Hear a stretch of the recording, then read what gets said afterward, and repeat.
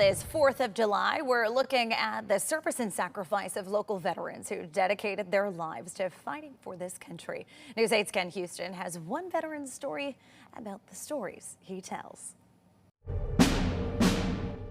It's not about history, it's about living in a war.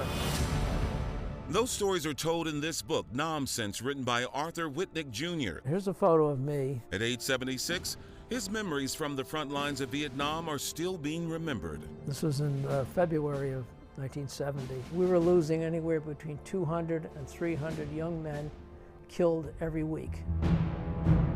My parents didn't want me to go.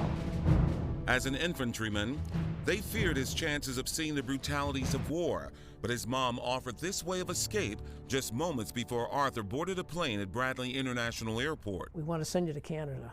Here's $2,000 to get you on a different flight, and you can get set up in Canada.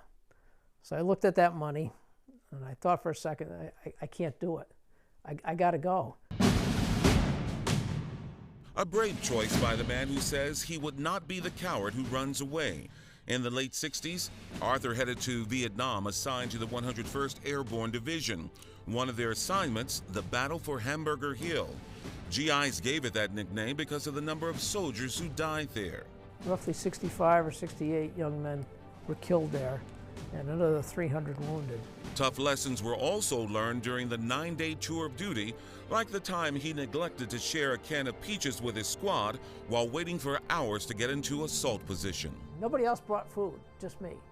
So while I'm eating them, my squad members are looking at me and say, "Hey, Wiknik, run the peaches." In other words, pass them around.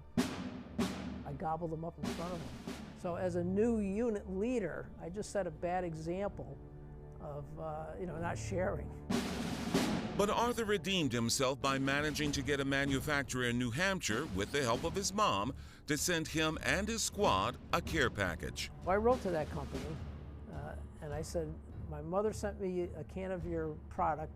I want to buy a case to share with my guys because I wanted to make up for the peach deal."